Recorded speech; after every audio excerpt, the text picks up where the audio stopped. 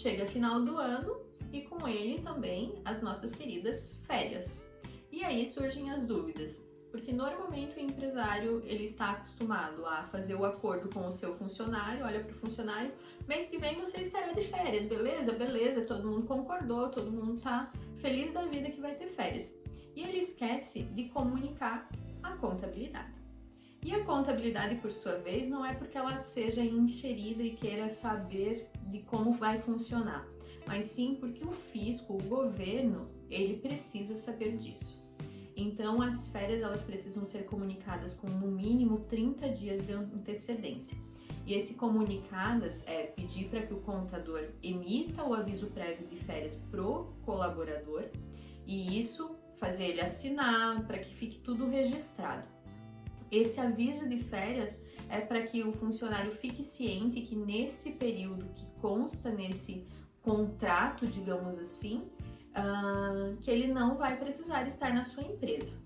Então, feito isso, quando que o funcionário passa a ter direito a essas férias? Então, ao contrário do que a maioria pensa, tipo, tá trabalhando um mês, já vai ter direito a férias. Não, o funcionário precisa ter trabalhado 365 dias, ou seja, um ano todo, para que passe a ter direito às férias. Sil, mas aqui na empresa começou a trabalhar em março e a gente vai dar férias coletivas. Certo, quando a gente fala de férias coletivas, é uma outra situação, que também gera muita polêmica. Por quê? Vai ser férias coletivas, mas o Joãozinho, a Maria, a Carol, o Gabriel não vão sair de férias. Então, o princípio das férias coletivas é que todos os colaboradores saiam de férias, por isso ela se chama férias coletivas. O máximo que pode acontecer são setores diferentes, então o setor A vai parar e o setor B não. Mas eu não posso, no setor A eu tenho 20 pessoas e 19 vão parar e uma vai ficar ali para emergência. Não pode. Então na hora que eu for registrar meu funcionário eu vou dizer que ele é do setor B, mas ele fica no A e faz toda essa confusão para justamente ajustar a realidade da sua empresa. Então a melhor situação é verificar. Conseguimos parar? Conseguimos. Todo mundo vai parar? Todo mundo vai parar. Ótimo. O que vai acontecer com os colaboradores, por exemplo, que entraram em novembro e nós vamos parar em dezembro por 10 dias? Esse colaborador que entrou em novembro, ele não vai ter o direito às férias, às vezes de 10, 15 dias, que costuma ser a parada da empresa. E isso a empresa vai acabar tendo que bonificar esses dias. Porque a empresa não pode olhar para ele tipo, ok, tu vai entrar de férias com todo mundo, mas depois tu vai pagar esses dias. Ou a gente vai descontar esses dias depois lá na frente. Não tem como ser feito isso. Então isso é um custo que a empresa vai ter que honrar perante esse colaborador. E devido a esse colaborador não ter o período aquisitivo, quando a gente dá férias coletivas, esse período inclusive é alterado. Então as férias dele passarão a contar no dia anterior do início das férias efetivas. Então vou dar férias para todo mundo lá no dia 15. Esse colaborador que entrou em novembro, as férias dele vão ser alteradas como dia 14. Então pode ser que tu tenha um efeito cascata, inclusive para o ano seguinte. Por isso é sempre bem importante estar planejando essas férias, às vezes até antes. Muitas empresas, por exemplo, quando chega ali em outubro, para-se de contratar, por questões que você vai ter esses dias de bonificação e que às vezes os demais funcionários, inclusive, podem achar como injusto, porque, poxa, eu tô aqui na empresa há mais tempo e eu não vou ter esses dias gratuitos, digamos assim. Então, gera esse mal-estar e precisa ser planejado, inclusive, desde a parte da contratação. Feito comunicação.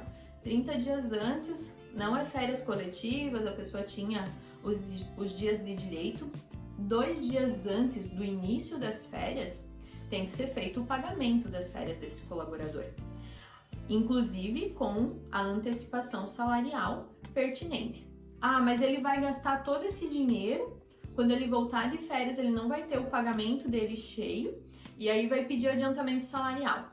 Então cabe também você instruir o seu colaborador que de todo o dinheiro que ele recebe, Parte desse dinheiro ele pode gastar, que é 1/3 das férias, e o restante é só a antecipação do salário.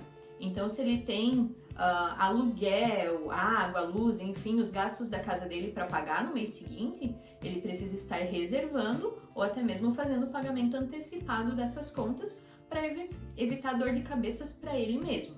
Essa instrução é muito importante às vezes para a empresa, até para que quando o funcionário voltar ele não fique desmotivado, porque, poxa, achei que podia gastar todo o dinheiro, gastei e me lasquei. Então, entra mais nessa parte de orientação para evitar dor de cabeça. Então, não adianta também você ficar esperando lá o dia 20 de dezembro para ir decidir das férias. Outra coisa que com a pandemia ficou muito forte é que essas férias, que de fato os colaboradores tinham direito, em algumas empresas elas foram antecipadas já ali no período da pandemia. Então vai chegar agora o final do ano, as pessoas não têm direito a isso. E aí como resolver? Muitas vezes é muito mais simples você olhar para os colaboradores e verificar ali o período dessas férias e compactuar com todo mundo que esses dias vão ser de bônus para todos, do que você tentar burlar a legislação, antecipar período de férias e fazer uma maracutaia, fazer uma forma ilegal até mesmo, e isso vai te gerar muitas vezes essa questão trabalhista lá na frente. Então pode ser que para o funcionário seja bacana nesse momento, com toda certeza, festas de final do ano, passar com a família, só que isso pode gerar problema lá no teu próximo ano, e quando vir uma bola de neve, infelizmente vai chegar um momento que ela vai ficar insustentável. De forma geral, férias, comunicar com 30 dias de antecedência para o colaborador, é de responsabilidade da empresa estar fazendo essa comunicação. A empresa pode escolher o melhor momento dessas férias, desde que comunique 30 dias antes para que o colaborador se organize, se ele quer viajar, enfim, descansar, o que ele queira fazer.